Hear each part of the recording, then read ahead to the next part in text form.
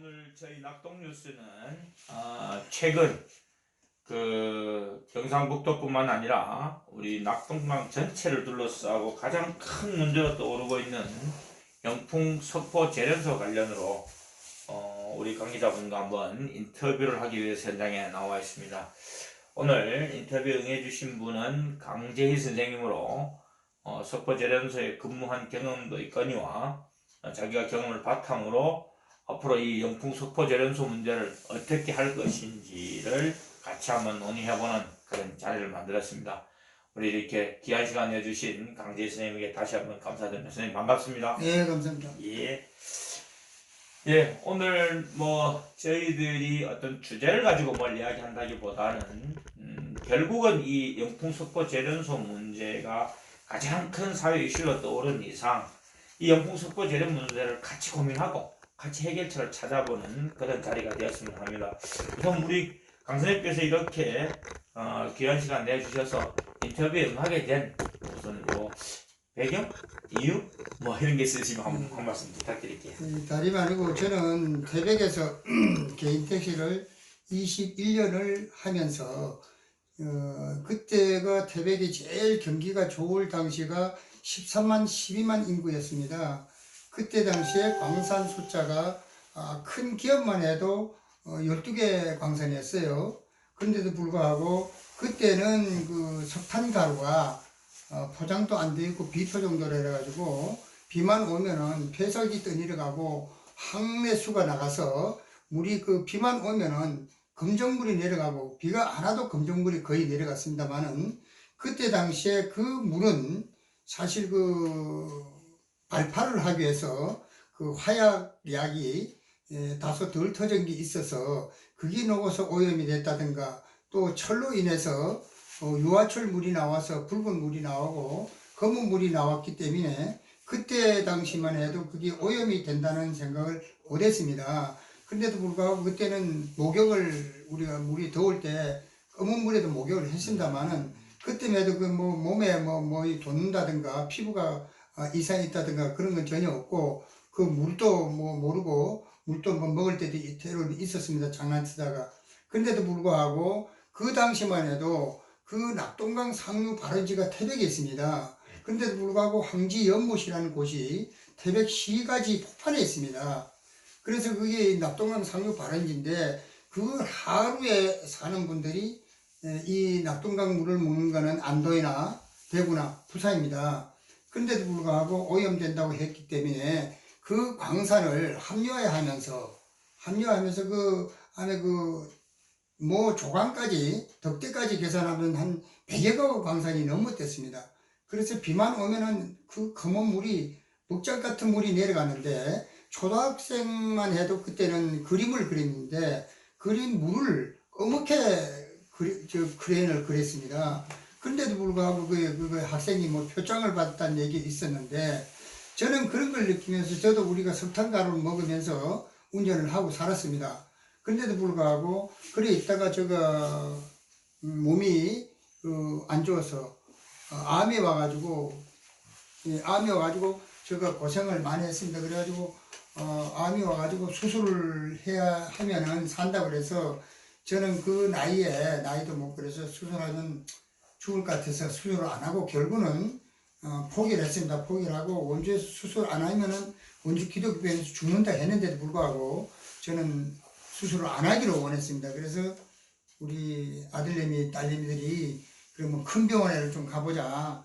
그래서 이제 서울에 가서 원자력 병원에 있었습니다. 그래 있어 보니 그래도 수술을 하라 그래. 결국은 저는 수술을 마다하고 방사선 치료를 받고 항암제를 맞고 나니 도저히 밥도 못 먹겠고 죽을 지경에서 결국은 방사선 치료를 7주를 받고 산에 들어갔습니다. 저는 무작정 산에 들어가서 반찬도 없이 저 혼자서 산에서 풀물을 가지고 그 추운 겨울에도 불구하고 산에서 살다시피 해서 결국은 자연에서 살아왔습니다.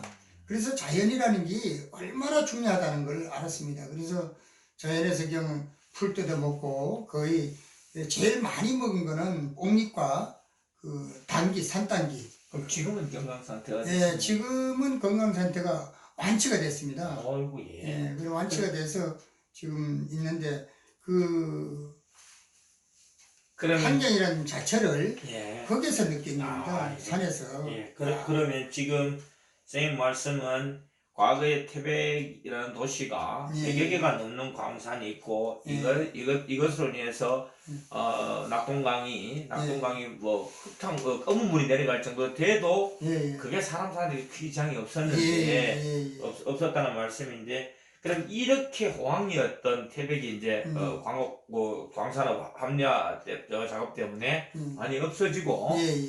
그리고 나서 이제 들어선 공장이 예. 석포 재련소입니다. 그렇죠? 그 전에 그 광산이 있을 전에 한번 그 석포 재련소도 있었습니다. 석포 재련소가 예. 1970년도에 그다음에 대현 있었네요. 연화가부서 생기면서 연화가부서. 석포 재련소가 생겼습니다. 예. 그 전에는 소규모였죠. 소규모에 예. 1970년 할 때는 그렇죠. 그냥 소규모였습니다. 예. 그러면 이제 그 얘기를 좀 해보면, 그러면 선생님께서 그렇게 21년 동안 개인택시 하시면서도 별 문제가 없었는데 예. 이 석포 재련소가 1990년 들어서서 예. 본격화된 게 이제 1980년도 80년 후반 정도로 그렇죠. 보기 시작합니다. 예. 이 공장이 들어서기 예. 시작한.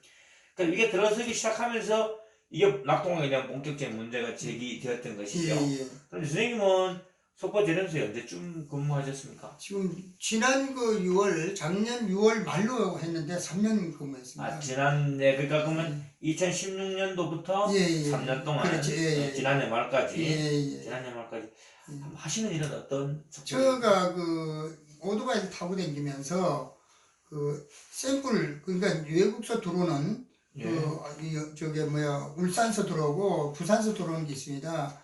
그게 이제 항포대로 그 산하연, 산하연이라고 이름이 산하연이라고 여기 산하연이라고 들어오는 게 있는데, 그거를 이제 항포대를 싣고 오면 21톤 차, 그걸로 싣고 들어오면 제가 이제 그 쇠꼬챙이로 조만 파이프로 갖다 쿡쿡 찔러 쌀 검사하는 식으로 그걸 해가지고 이제 봉지에다 넣어가지고 이제 어느 회사 날짜 적고 그러니까 이제 차 한 대에 다 이제 한 봉씩 떴습니다. 그러면 이거 선생님 하신 일은 이게 원료가 들어오는 거를 샘플링을 하셔서 샘플링 하셔서 이게 적합한 것인지 아닌 건지를 보고하는. 그래가지고 이제 분석실에 분석실에 넘겨주는 작업을 일을 하시는 거죠. 그리고 일반적인 산화연 또는 일반적인 재료들 들어오는 것들은 거의 다 샘플링을 하셔서 일반 들어오는 건 안 했습니다. 산화연만. 산화연만 들어오는데 그 아연말이 있고 아연말은 도나무에 나오는 겁니다. 이 아연말은 그게 물이 떨어지면 불이 붙으면 끌 수가 없는 겁니다. 아주 위험한 겁니다. 그것도 이제 부산이나 울산 이런 데서 들어오는 게 있는데 그거를 이제 샘플 뜨면은 저희들은 그걸 갖다가 이제 그 분석실에만 갖다 주면 되고, 그 외에 오토바이를 타고 다니면서 그 외에 이제 잔일이 있으면 자재도 덮고 그다음에 이제 관리도 좀 하고 이래 이제 1공장, 2공장, 3공장을 댕겼습니다. 그러면 하시는 업무가 그러셨다고 한다면 우리가 이제 일반 분들에게 영풍 석포 재련소가 무슨 일을 하는 곳이다라고 좀 설명을 해준다면 어떻게 말씀을 할 수 있겠습니까? 영풍 석포 재련소는 뭐 하는 곳이다 이렇게 하면. 영풍 산업에서는 아연을 만드는. 아연만 만드는. 아연을 만드는데 요즘에서는 금은도 나옵니다. 그러니까요. 금은. 금은동. 금은동도. 금은동도 빼고 있어요. 그러면 주로 이제 전체 매출액에 아연이 차지하는 비율이 절대적이다. 맞습니다. 그거하고 저기 황산하고. 그럼 아연과 황산은 어떻게 만들어집니까? 이게 산아연이 들어오면. 그거를 이제 거의 보면은 우리는 무식해서 잘 모르겠지만은 그 약품이 독성 있는 약인가 봐요. 비소라고. 아니 모르겠어요. 약이 독극물이라 그러니까 우리는 독극물을 알고 있습니다. 그래야 또 독극물이 사람한테 나쁘다 그러니까 전수 사람한테는 아주 치명적이라는 얘기를 들었어요. 그래서 그게 나쁘다는 얘기는 들었지 그 이름 자체는 저희들은 전문가가 아니기 때문에 모릅니다. 그렇지만 그거를 갖다가 하는데, 과거에는 일공장이 있을 때 저희들 이제 여기 태백하고 거리가 가까운 잘 아다시피 그걸 보니까 그전에 광산이 좀 아연 만드는 공장이 적었어요. 소규모였던데 점점 커지면서 이게 이제 수출을 하면서 양이 많고 돈이 되니까 이걸 확장을 하다 보니까 그 일공장도 굉장히 확장이 크게 됐죠. 자, 잠깐만요. 그러니까 지금 선생님 말씀은 가장 우리가 일반인들이 알아듣기 쉽게 하면 석포 재련소는 산아연이라고 하는 재료를 사다가 들어와서 예, 수입해 들어와서 정관 동에서 또 들어오면서. 들어와서 그거를 다른 약품과 섞거나 예. 아니면 약품 처리를 하거나 공정 처리를 해서 예. 아연 또는 일부의 용광로에 검은동을 넣어서 롱강도에 넣어서 예. 재련하여 그렇죠. 예. 하는 그런 업종이다, 그죠? 예. 근데 그러면 지금 우리가 문제가 되고 있는 것이 뭐냐면 선생님 생각에 문제가 되고 있는 것이 이 약품 처리하려고 하는 이 약품 자체도 문제이지만 예. 들어오는 아연이라고 하는 그 원료 자체도 지금 문제라 두 개 다 문제라는 건 말씀이시죠? 그렇죠. 그게 그 동해안으로 들어오는데 동해안에서 열차로 20배가 들어옵니다. 매년 매월 참 매년 아침으로 20배가 들어오면은 그건 역두에서 그 컨베이어 벨트로 해가지고 역두에서 또 그 창고가 큰 게 하나 있어요. 거기서 이제 페르다로 떠서 넣으면은 컨베이어 벨트를 떠서 타서 그걸 들어갑니다. 저 정관이 거기에서 이제 분리가 돼서 이제 아마 약품 처리해서 하는 모양인데 그런 데서도 그 강가에 우리가 제일 저는 우려시는 게 저는 그 산에서 살다 보니까 자연이 얼마나 중요하다는 건 저는 뼈저리게 느꼈습니다. 그러니까 암을 고친 사람이고 원자력 병원에서 저 때문에 비상에 한번 걸렸댔습니다. 이상하다. 정말 이렇게 암동거리 있던 게 이게 한 개도 없다는 건 신기하다는 얘기예요. 그래서 저를 보고 물어보기를 무엇을 먹고 살았느냐는 얘기를 묻더라고요. 그래서 저는 산에서 뭘 뜯어먹었다는 얘기를 못했습니다. 그리고 살긴 살았는데 제가 그리고 살고 나서 살만하니까 돈은 다 떨어먹고 잠깐만요. 자, 카메라 끄지 말고 선생님 너무 좀 업그레이드 되시 이게 너무 이렇게 하시니까 좀 릴렉스 천천히 조금 더 이 카메라 안 끄도 돼. 카메라 편집하면 되니까요. 조금만 이렇게 톤을 낮추시고 물 한 잔 이거 좀 괜찮습니다. 오늘 목이 마르신 것 같아도 천천히 하시면 됩니다. 천천히. 제가 이 충천이 말라가 그렇죠. 천천히 하시면 치료를 너무 많이 받고 이건 뭐 편집하면 되니까요. 자, 그러면 우리가 이제 그렇게 아연이 생산되잖아요. 그럼 이제 크게 두 가지가 남을 거예요. 그죠? 통상적으로 보면 우리 일반인들이 보기에는 통상적으로 보면 약품 처리하러 들어갔던 그 약품들, 그 독극물이라고 하는 그 약품들과 그 다음에 이 아연을 뽑아내고 뭐 덩어리가 와서 아연을 뽑아내고 남은 찌꺼기, 슬러지라고 하죠, 보통. 이 찌꺼기가 남을 텐데, 선생님 보시기에는 이 두 가지가 어떻게 처리가 된다고 봐집니까? 슬러지는 지금 못 쓰는 거는 저 경주 쪽에 아마 포항 쪽으로 어디 실고 가더라고요. 화물차로 25돈 차로 매일 나갑니다. 거의. 그러면 그건 경주인가 싣고 가서 어디 합니까? 뭐 매립을 합니까? 아니면 매립을 하는가 봐요. 어디 처리하는 데가 있는 것 같아요. 매립을.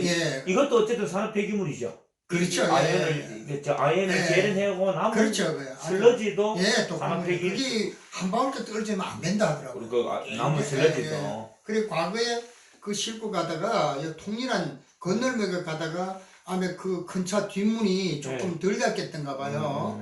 열린 발이 그게 얼어지는 가지고 그게 아마 그 환경 그 담당하는 분들한테 아마 해가지고 아마 벌금을 많이 물었을 거예요, 그분이. 근데 지금 제보에 의하면 그 안에 그 슬러지들이 현장에 산더미처럼 어느 양인지는 모르겠으나 엄청난 양이 쌓여 있다고 하는데 야적돼 있다고 하는데 그것도 맞는 얘기인가요, 그럼? 이게 그 슬러지가 그거 아마 그 동해 쪽으로 그 세미터 원료로 내려가는가 봐요. 검은 걸 싣고 가시더라고요. 근데 아까 말씀은 그 쌓여 있는 데는 과거에 그걸 이제 쓸 데가 없어가지고 좀 야적을 한 데가 있어요. 지금도 그렇죠. 일공장 안에 있습니까? 일공장 아래 우에 산 우에 산이 이렇게 있다면 일공장에 들어가면서 우측 산의 능선인데 거기 가보면 아주 큰 연못같이 있어요. 그래서 큰 연못 같은데 거기 이제 비가 오면은 이 물이 좀 갇히고 그러니까 그쪽에 이제 가보시면 알다시피 산 자체가 아주 비약하게 약합니다. 그게 언제쯤부터 쌓여있던 겁니까? 글쎄 제가 그게 쌓인 지가 글쎄 한번 오래된 것 같아요. 오래됐어요. 그러면 통상적으로 보면 그렇게 쌓여있다면 그때 당시에는 쓸 데가 없어서 그랬는데 지금 어디 경중 어디로 싣고 간다면서요? 아니죠. 그거는 경주에 가는 거는 아주 쓸모 없는 거. 없는 거고. 예, 아주 찌끄레기. 찌끄레기고. 예, 지금 그뭐 지금 그 있는 거는 암에 그 재활용이 되는가 봐요. 까먹었는데 그게 동해안 세멘트 원료로 들어간다는 얘기 근데 들었는데 지금 그걸 그게 적치가 돼서 안 나가고 있다 이거죠. 그렇죠. 그게 다 시멘트 원료로 하면 나가야 되는데. 나가야 되는데 지금 나오는 것에도 나가는 것도 미처 해내지를 못해요. 그래가지고 미처 실어내지를 못해가지고 막 쌓였는데 얼마 전에 내 나오기 전만 해도 많이 쌓였는데 그걸 다 실어냈습니다. 실어내는데 그게 나오면은 원래 그걸 쓰러지를 시커먼 쓰러집니다. 그게 뭐냐면 쇠가루인가 봐요. 그렇죠. 거의 쇠가루겠죠. 아주 모래 같은 금속성. 국수입니다. 그럼 그걸 갖다가 물에다가 한번 씻혀서 예. 그게 최전으로 하면 3번 이상 씻혀가지고 그 독극물이 다 씻은 다음에 그걸 실러 가야 될 건데 근데 좀 전에 선생님께서 말씀하시기를 지금 이제 그 정화를 하기 위한 정화수, 즉 정화수를 1공장에서 2공장, 2공장에서 3공장, 3공장에서 다시 1공장으로 올려서 이 정화수를 쓴다고 아까 말씀하셨는데 이 지금 정화수는 결국 이거 아연을 재련하기 위해서 들어갔던 첨가물을 정화하기 위한 것 아니겠습니까? 그죠? 예, 그렇죠. 그럼 이 폐수 처리는 그러니까 이 처리는 아까 말씀한 대로 이 정화제를 통하여 이렇게 정화를 해서 낙동강으로 바로 흘려보내나요? 그러니까 지금 어떻게 됐냐면은 1공장에서 나오는 폐수물을 1공장에서 처리를 하면 되는데 그 땅 자체가 그 정화를 할 수 있는 자체가 한계가 돼 있단 말이에요. 좁단 말입니다. 좁은 데서 그거를 기계를 암으로 기각을 한다고 약품을 한다 해가지고 과연 그게 될 것인가 의심스럽고 저희들이 그다음에 그게 1공장이 소규모 때 했던 건데 조금 넓히긴 넓혔는데 그거 더 이상 넓힐 장소가 없어요. 땅 자체가 없습니다. 그래서 2공장이 들었었거든요. 그럼 2공장에서 나오는 그 폐수 물, 공장 내의 물 다 걷어서 빨아서 1공장 처리장에 가서 처리를 해서 내보내는데 과연 그 물량이 1공장, 3공장까지 3공장의 물을 과연 그걸 다 소모할 수 있겠는가? 자, 그러면 이제 지난번에 이게 왜 언론에 문제가 많이 됐던 거 있잖아요. 시커먼 폐수를 방류한다. 그게 뭐 환경부 장관이 왔을 때다 뭐 아니다 뭐 이런 논쟁이 많았었는데 시커먼 폐수를 막 방류하는 건데 혹시 그런 폐수 즉 정화되지 않는 걸 방류하는 걸 선생님께서 보신 적은 있습니까? 그때 그 한번 그 기계가 그 펌프 라인이 고장이 나가지고 몇 년도쯤? 그때 요번에 그 난리가 났 2018년도 예, 그때 한번 나가지고 문제가 됐지 않습니까? 예. 그걸 그래가지고 그게 이제 기계가 작동을 안 해가지고 그냥 물이 나가서 바닥에 그냥 물이 바닥이 허였댔는데 그 바닥에 뭐 물이 형편없었죠. 그래 없었는데 그게 한 번 그 문제가 있었어요. 저 있을 때 문제가 있었는데 그리고 나서 지금 국회에서 내려오시고 이래서 뭐 잘 하려고 시작은 하긴 했는데 공장 내에 그러니까 그 강가하고 이 강하고 아주 밀접한 관계입니다. 200m 그렇죠. 근데 그 강하고 바로 그 공장하고 그냥 붙어 있는 건 똑같습니다. 그러니까 이제 물이 많을 때는 이 공장 내에 그 끝에 세면 바닥하고는 같이 물이 닿을 정도예요. 그러니까 이제 그때 당시는 그 펌프가 고장나서 네, 그랬다는 현장을 봤었습니다. 근데 보통 공장 안에서 그러면 이렇게 비소라든지 황산 이런 어떤 약품들을 할 때 공장 안에서 보통 대기 중 공장 안에서 냄새가 많이 나나요? 네, 냄새 많이 나. 냄새가 어떤 주로 황산 같은 황학관 같은 냄새가 냄새가 많이 눈이 따끔따끔하죠. 아, 그 정도 따뜻고 그랬습니까? 숨을 쉬면은 숨이 맥힐 때 있어요. 그렇습니다. 예, 그럴 때 있어요. 그러면 지금 이제 그과 관계로 지금 우리 1공장 뒤쪽 산 나무들이 공장 측에서는 첩보제조 측에서는 제선충병이라고 얘기를 하고 그런 포장을 씌우고 제선충을 방제를 하고 있어요. 근데 그럼 좀 선생님께서는 그게 제선충으로가 아니고 이 안에는 아까 그 방금 눈이 따끔따끔하다는 그런 비산먼지들로 인하여 공기로 인해서 어떤 통로로 그랬는지 아까 뭐 그 바람의 방향이라든가 이런 걸 해서 좀 구체적으로 그쪽 바람은 저쪽 석포에서는 석포 시내 쪽에서는 계곡이 깊습니다. 그리고 두 군데서 물이 나옵니다. 산에서 골이 깊어가지고 이 찬 공기가 이쪽으로 그 석포 1공장으로 좀 이렇게 나오는 편이죠. 그러니까 지금 나오는 편이니까 그 공장 내 공기가 그렇죠. 그 1공장 옆으로 지금 1공장 나무 뒤에. 죽은 쪽 나무 하나도 없고 지금 벌구sol인데 그게 이제 지금 비만 오면 사태가 내려집니다. 네. 그 돌도 붕그러 내리고 네. 그쪽 쪽으로 지금 공기가 거의 다 올라갑니다. 그리고 그 저 밑에 명호 쪽인가요? 그 밑에 뭐죠? 그 마을 이름이 네. 예, 그쪽에서 강이 내려갔으니까 찬 공기가 우르 미니까 석포에서 시내에서 나오는 물 쪽에 공기하고 그 부딪히면서 밀려서 그 대현 그 산안골 쪽으로 물이 넘어갑니다. 아, 소나무. 예, 공기가 넘어갑니다. 지금 이제 소나무가 죽은데. 예예. 그러면 이 지금 선생님께서는 이게 재선충병이 아니고 여기 나오는 대기 환경 오염 때문에 예, 오염 때문에 그런 게 죽었다고 아닌가. 하는데 아닌가 하고 예, 하는데 예. 혹시 그거를 조사했거나 또는 조사한 결과를 보거나 한 적은 혹시 아시나요? 예, 결과하는 건 못 봤습니다. 그러나 가는 그러나, 직원들은 예. 대부분이 다 이 예, 바람이 그렇게 서남골 쪽으로 불기 때문에 예, 이 대기 중에 있는 예, 예. 그 중금속 오염으로 인하여 예, 예. 대기가 예, 죽고 있다. 죽고 있다. 예. 이렇게 알고 있는 예, 거고. 그렇죠. 예. 근데 석포제철소는 이제 쉬쉬하고 있는 거네요. 예, 그죠? 예, 예. 쉬쉬하고 있는 겁니다. 예, 그럼 여기서 한 발 더 나가서 예, 떡붕어 12,700마리 죽은 뉴스 아시죠? 예, 알고 있어요. 예, 그때 이제 폐수가 방류돼서 예, 예. 죽었는데 예, 예. 떡붕어를 제가 해부를 해보니까 예. 떡붕어를 해보니까 중금속이 오염되는 건 맞더라 이래요. 예. 맞는데 아, 중금속이 오염되는 건 맞는데 이것이 석포 재련소 것인지 아닌지가 불분명하다고 하는 아. 거거든요. 그 점에 대해서는 우리가 선생님 의견은 어떻습니까? 그래서 지금. 저는 내가 아는 견제에서는 석포 재련소 우쪽으로는 광산 그 석탄광밖에 없고 공장도 없습니다. 네. 그리고 그 석포 재련소를 지나서 내려가면은 저는 자세히는 모르겠지만 그렇게 그 중금속 오염이 될 수 있는 지역이 나는 거의 없다라는 생각을 했습니다. 그 안동댐까지는. 예, 제가 아는 견제. 그러니까 이제 강쌤 말씀은 석포 재련소 위쪽 상류 쪽에는 그렇게 중금속이 오염된 것이 없으나 예. 밑에도 나타난다는 건 예. 결국 이 원인은 석포 재련소가 아니겠느냐. 근데 이제 태백 쪽에도 중금속이 다소 오염이 되는지 모르겠죠. 저는 뭐 그러나 전문가 아니기 기준치는 예, 기준치 넘어가지 예, 않고 예, 예. 별거 없다. 예. 그러면 혹시라도 그러면 그 안에 같이 근무할 때 예. 또는 그 이전에 들은 이야기라도 석포 재련소 직원들이 예, 예. 이것에 뭐 실제적으로 오염돼서 예. 질병을 앓거나 예. 아니면 뭐 산재를 받거나 그런 예도 혹시 들어본 적 있으십니까? 그거는 저들은 지금 그건 다 모르겠어요. 네, 그래요. 예. 그럼 지금 선생님께서 근무하실 때는 그 직원들이 한 몇 명 정도 된다고 알고 계십니까? 우리 그 하층에 저들이 일을 했어요. 직영이 아니고 네.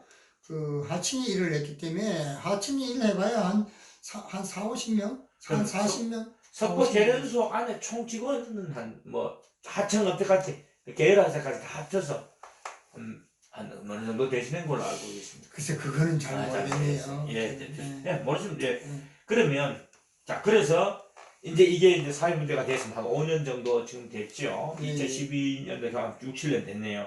사회 문제가 됐어요. 예. 이제 사회 문제가 됐는데 그 과정에서 이제 요건 뭐 편집하려면 편집해도 되니까 우리 왜 그 사진 그 작가분이 사진 찍은 내용 아시죠? 작가분이 사진 찍은 내용 아시죠?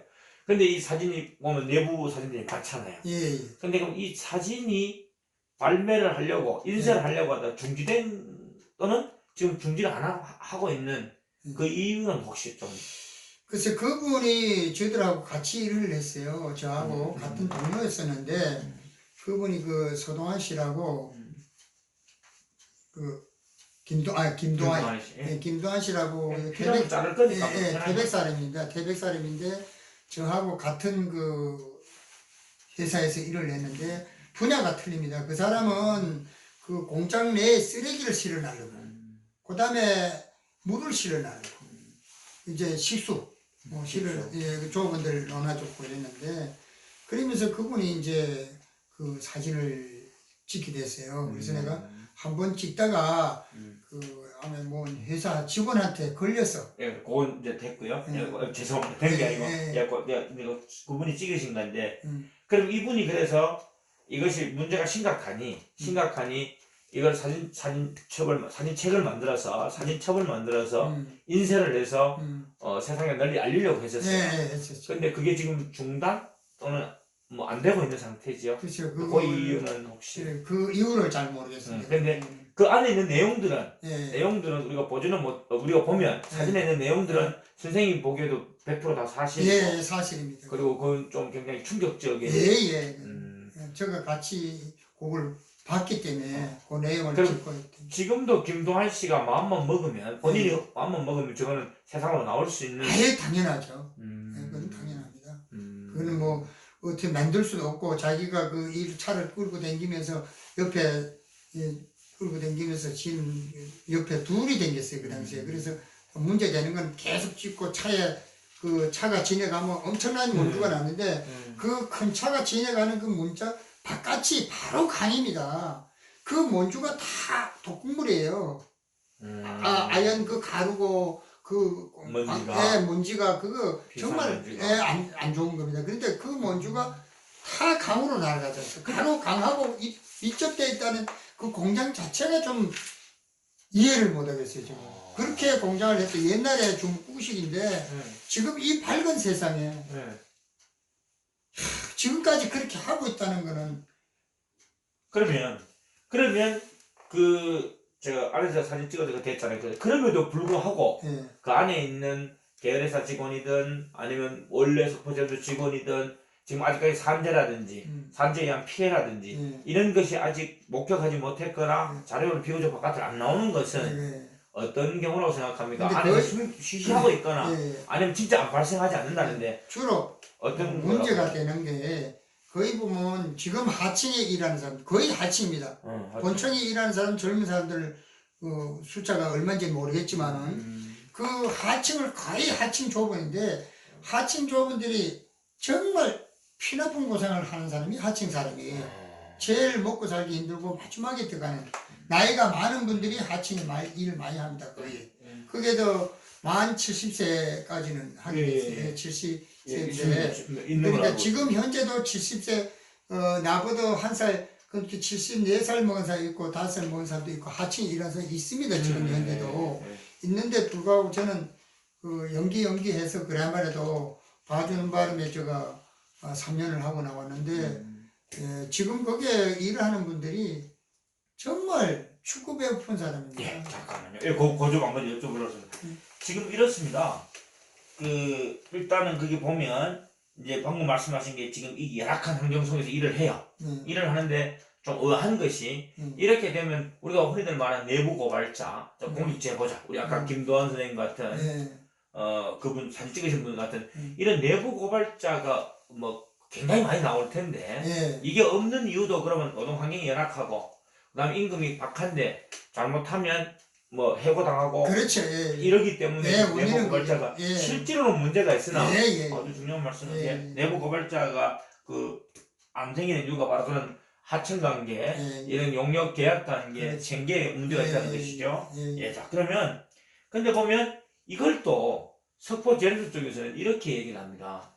이게 지금 우리 현 정부가 하고 있는 광주형 일자리 내지는 생애 주기별 임금 제도라 그래가지고 어떤 얘기냐면 일은 계속하되 임금은 가장 젊고 왕성할 때를 피크로 해서 그대로 일을 하되 임금은 점점점 줄어들면서도 일을 할 수 있는. 그래서 보니까 지금 거기서 재련공으로 일하시다가 68세 되신 분이 재련공으로 일하시다가 실제로 하청업체 사장님으로 또 다시 일을 하고 하는 그런 경우도 있단 말이에요. 그러면 지금 선생님 보시기에는 석포제련청은 그걸 자랑을 해요. 봐라. 우리는 광주형 일자리 내지는 생애 주기별 임금 제도를 도입해서 이렇게 잘 돌아가고 있다. 아무 불만이 없다. 그다음 심지어는 석포제련소 노동조합만 해도 불만이 없다고 해요. 그거는 이제 아까 지금 선생님 말씀이 그거는 그렇다 한다면 이게 하청관계인데 그럼 보통 하청업체 같은 경우에는 숙련공이라 하더라도 임금이 본청하고 차이가 많이 납니까? 나죠. 얼마 정도 난다고 짐작하시는지. 글쎄 그거는 뭐 정확하게 파악을 했으니 모르겠지만 지금 우리 하층의 조업원들은 최저임금 받고 일해요. 최저임금. 그건데 지금 우리나라에서 어느 공장 없이 후생복지 시설이 전혀 안 돼 있다고 생각합니다. 아, 예, 아주 비참합니다. 지금. 복지후생이. 네, 예. 예. 근데 지금 거기 보면 주 44시간만 일을 하고 임금을 받아간다고 돼 있는데 그것도 내용은 사실하고 틀리네, 그죠? 그렇죠. 그러시군요. 예. 그러다 보니 당장의 고용, 당장의 생계 문제가 돼서 그렇죠. 예. 후생 복지가 없음에도 불구하고 예, 예. 그 안에 그 많은 그 오염 물질이 있고 예. 그것이 낙동강을 오염시키고 있고 예. 직원들을 그렇게 하고 있음에도 불구하고 내부 고발자가 발생하지 않는 예. 뭐 이런 형태겠네요, 그죠? 예. 그러면 최근에 왜 그 아까 말씀하신 폐수 무단 펌프가 고장나서 폐수가 방류되는 바람에 조업 정지 관련 소송도가 있는 거 혹시 아시나요? 예, 알고 있습니다. 예. 그러니까 그 소송이 예. 이제 정부에서 너희가 폐수 무단 방류했으니 20일 조업 정지를 해라 하니까 지금 석포제련소가 조업 정지 취소 소송을 지금 낸 것 아닙니까? 그죠? 예, 예, 그렇죠. 선생님 입장에서는 이 소송을 받아다 봤을 때 앞으로 향후 이 소송이 어떻게 당연히 조업이 정지돼야 된다든지 뭐 어떻게 보시는지요? 이거는. 근데 그 조합 정지고 안 지고 우리는 전문가가 모르니까 그 내용을 모르니까 근데 사실 그 오염을 안 하려면은 첫째 문제가 그 강하고 너무 밀접하게 가까이 있어가지고 그 공장 내에 몬주라든가 비만 오면은 바로 유입이 되니까 정화 처리를 할 단계가 안 됩니다. 그는. 왜 그러면 역두에 보면은 석포 역두에나 그 물을 그 흐르는 물을 감당을 어떻게 합니까? 그러니까 지금 이제 아까 말씀하실 때는 이제 산화연이나 그다음에 그 약품 물질이 들어올 때는 단 한 방울도 새지 않게 들어왔는데 그렇죠. 들어와서 예, 제조하고 예, 디테일을 하는 과정에서 이제 이게 법에 맞지 않다 예, 또는 규정에 맞지 않고 예, 이게 무단 방류가 될 수 있는 환경을 조성하고 있다는 예, 것이잖아요. 그러면 그동안에 많은 환경당국에서의 검사가 이게 있었을 텐데 어떻게 지금까지 좀 선생님 보시기에 왜 아무 탈 없이까지 지내왔을 것 같아요? 근데 그분들이 어떻게 그 연락을 해서 오는지는 모르겠지만은 저희들이 일하는 사람 입장으로 보면은 어디서 온다 그러면 아주 청소를 아주 무리나게 합니다. 물 청소도 하고 먼지 안 나게 하고 차도 댕기던 걸 수도업시키고 그다음에 그 공장 내에 아연발리 이러고 이렇게 먼지 나는 그곳은 이를 붙이질 않습니다. 조문을.